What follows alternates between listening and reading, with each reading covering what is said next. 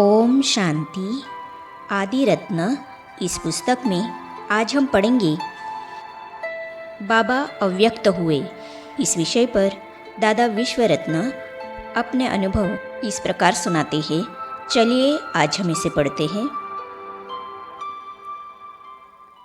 अव्यक्त बाप दादा ने दादियों से भी अलग बैठकर उन्हों को डायरेक्शन दिए कि इसके बाद कैसे कैसे कारोबार चलानी है, कौन कौन इसके लिए निमित्त बनेंगे आदि आदि।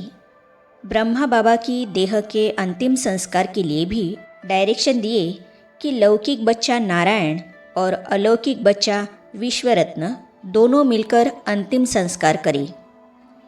यह तो मैंने पहले भी सुनाया है कि इस मकान के कंपाउंड में 2 टेनिस कोर्ट थे। एक टेनिस कोर्ट पर छोटा हॉल और कमरे आदि बने। दूसरा जो टेनिस कोर्ट था उस पर बाबा ने कंस्ट्रक्शन नहीं करने दिया था। बाबा ने बोला, यह टेनिस कोर्ट ऐसे ही रहने दो, बाकी इसके साइड में भले कमरे बनाओ। तो उसके पास ही यह ट्रेनिंग सेक्शन बनाना आरंभ किया था।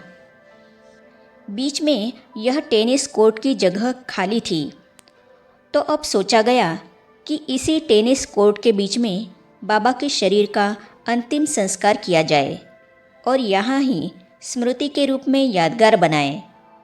यहाँ बंगले के अंदर अंतिम संस्कार करने की छुट्टी सिरोही में पुलिस सुपरिटेंडेंट से ले ली गई। फिर तो उस टेनिस कोर्ट के बीच में एक थल्ला बनाया गया और अन्य सभी तैयारियां की गई। जनवरी की 21 तारीख को अंतिम संस्कार के लिए एक अर्थी बनाई गई और बाबा के शरीर को तैयार करके टेनिस ग्राउंड के पास अर्थी पर लाकर रखा गया। अर्थी को खूब फूलों से सजाया गया था। चारों तरफ बड़ी दादियाँ और बड़ी टीचर्स आदि बैठ गई। सभी आए हुए भाई बहनें भी खड़े हो गए। कुछ समय सभी बाप दादा की याद में बैठे। फिर कुछ भाइयों ने मिलकर अर्थी को कंधे पर उठाया। आगे आगे नारायण भाई और मैं अर्थात विश्वरत्न था। अर्थी को उठाकर पोस्ट ऑफिस, बाजार आदि चक्कर लगाकर नक्की लेक से होते हुए वापस आकर पांडव भवन पहुँचे और उस थल्ले पर लाकर रखा। थल्ले पर पहले से संस्कार के लिए लकड़ियाँ आदि रखी हुई थी। फिर ऊपर से लकड़ियाँ रखी गई। टेनिस कोर्ट के चारों तरफ उन दिनों दीवार आदि नहीं थी, इसीलिए रस्सियाँ चारों तरफ लगाई गई थी और डायरेक्शन दे दिया था कि रस्सी के अंदर कोई नहीं आए। सभी भाई बहनें रस्सियों के बाहर ही खड़े थे।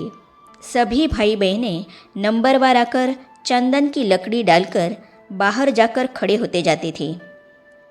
फिर चंदन की लकड़ी और घी आदि डालकर मुखाग्नि दी गई। बाहर से जो भाई बहनें आए थे उनमें से कोई कोई उसी दिन ही वापस चले गए और कोई दूसरे दिन वापस चले गए, क्योंकि यहाँ आबू में ठंडी बहुत थी और रहने की जगह भी इतनी नहीं थी, इसीलिए सभी जाते रहे। 3 दिन के बाद बाबा की राख वहाँ ही थल्ले पर फैला कर रखी। बाद में समाधि की डिज़ाइन बनाई गई और मार्बल आदि मंगवाकर उन पर बाबा के द्वारा उच्चारे गए विशेष महावाक्य लिखवाकर यह यादगार बनाया गया, जिसका नाम रखा गया शांति स्तंभ, टावर ऑफ पीस।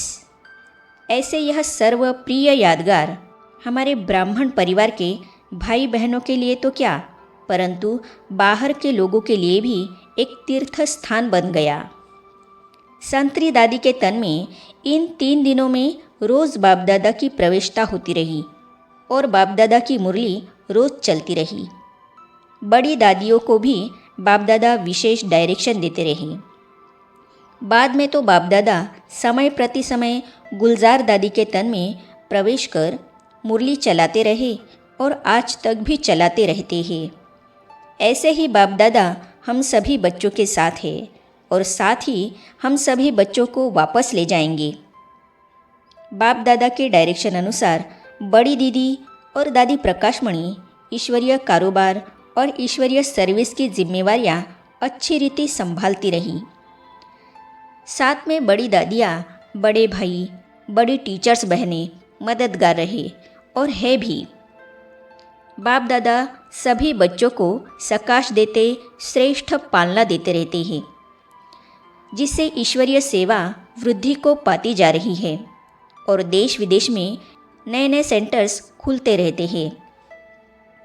रमेश भाई चार्टर्ड अकाउंटेंट थे और मुंबई में उनका अपना ऑफिस था, जो कई बड़ी बड़ी कंपनियों आदि का ऑडिट करते थे।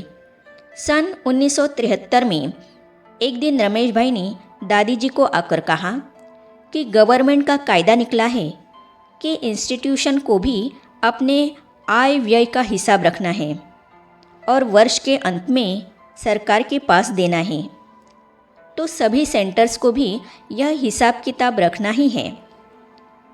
हर मास का पोतामेल फॉर्म भरकर सभी सेंटर्स वाले यहाँ मधुबन में भेजे। फिर यहाँ हम सभी सेंटर्स का ऑडिट करके इकट्ठा हिसाब बनाएंगे। रमेश भाई ने दादी जी को कहा कि ऑडिट तो मैं कर लूँगा, लेकिन मधुबन का कोई एक हैंड चाहिए जो सभी सेंटर्स के पोतामेल यहाँ आए, उनको चेक करके भूले आदि ठीक करा लेवे। उन दिनों में पक्के सेंटर्स केवल 200-250 थे। हर मास में करीब 250 पोतामेल आएंगे, तो औसतन 10 पोतामेल प्रतिदिन चेक करने होंगे। यह केवल 15-20 मिनट का ही काम है। ऐसा कोई हैंड हो जो रोज़ 15-20 मिनट यह कार्य करे।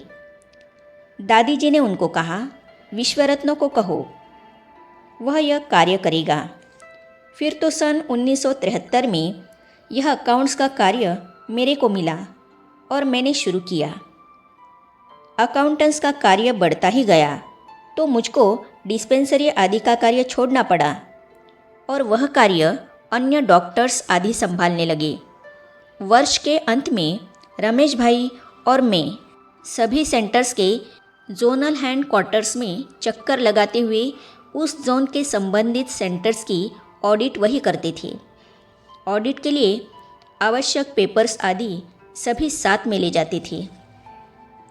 बाकी एक ड्यूटी जो मैं 15-20 साल से करता आया था, वह है अमृत वेले संदली पर बैठकर योग कराने की। यह ड्यूटी जब से प्राण बाप दादा ने मीठी दीदी दादी के द्वारा मुझे दी थी, वह अच्छी तरह से पूर्ण रीति से बजाता रहा। परंतु कुछ वर्ष से यह ड्यूटी अन्य भाई बहनें संभाल रहे हैं।